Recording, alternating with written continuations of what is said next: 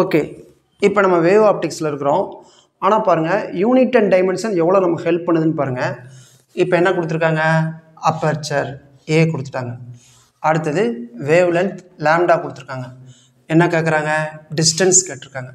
அப்போ யூனிட் எதில் வரணும்? ஆன்சரு மீட்டரில் தான் வரணும், ஏன்னா டிஸ்டன்ஸில். சரி, இப்போ ரே ஆப்டிக்ஸ் குட் அப்ராக்சிமேஷனால் நமக்கு என்ன ஞாபகம் வரணும்? அந்த டிஸ்டன்ஸ் வந்து ஃப்ரனல் டிஸ்டன்ஸ்க்கு ஈக்குவலாக இருக்கணும். அதெல்லாம் விடுங்க. அப்போ ஃப்ரனல் டிஸ்டன்ஸ்க்கு என்னது? இப்படி வச்சுக்கோங்க. இப்போ இருக்கிறது ரெண்டே டேட்டா தான், ஏ அப்பர்ச்சர் அண்டு வேவ் லென்த். முதல் அந்த வேல்யூலாம் மாற்றி வச்சுக்கலாம் யூனிட்டுக்கு. என்னது? எஸ்ஐ யூனிட்டுக்கு. இது என்னது? அப்பர்ச்சர் 4 மில்லினா எவ்வளவு? 10⁻³ ரிமைனிங் என்ன இருக்குது? மீட்டர். மாற்றியாச்சு. அடுத்து லாம்டா. லாம்டா எவ்வளவு? 400 நேனோமீட்டர்.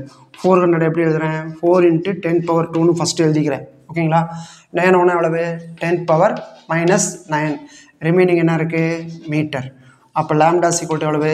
4 × 10⁻⁷ மீட்டர். கிட்டத்தட்ட விசபிள் லைட்டு மாதிரி. ஓகே, இதெல்லாம் கிளியர். இப்போ எனக்கு வந்து ஆன்சர் எதில் வரணும்? மீட்டரில், ஏன்னா டிஸ்டன்ஸ்னு கேட்டிருக்காங்க. அப்போ ஏதோ 2 வேல்யூ டிவைட் பண்ணால் தான் நமக்கு அந்த ஆப்ஷன் வரும். சரி, இதோட டிஸ்டன்ஸ் எப்படி இருக்கணும்? இதோட வேல்யூவை விட அதிகமாக இருக்கணும். அப்போ இது அதிகமாக இருக்கணும்னா அதிகமான வேல்யூ மேலே இருக்கணும், கம்மியான வேல்யூ எங்கே இருக்கணும்? கீழே இருக்கணும். அதிகமான வேல்யூ எது? மில்லிமீட்டர். அப்போ ஏ. கம்மியான வேல்யூ எது? நேனோமீட்டர். அப்போ லாம்டா. இதுக்கு என்னது? என்ன தான் மில்லிமீட்டர் இருந்தாலும் மீட்ரு தானே, என்ன தான் நேனோமீட்டர்னாலும் மீட்ரு தானே. மீட்ரு பை மீட்ரு என்னது? கேன்சல். ஆனால் இங்கே என்ன வரணும்? மீட்டர் வரணும். அப்போ மீட்டர் = கேன்சல்னா வரணும். அப்போ இங்கேயும் மீட்டர் தானே வரணும்.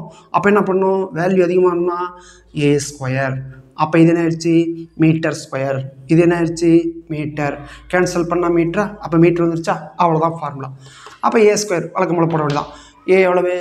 4 × 10⁻⁻³ அப்போ 4 × 10⁻⁻³ ஹோல் ஸ்கொயர் பை லாம்டா எவ்வளவு?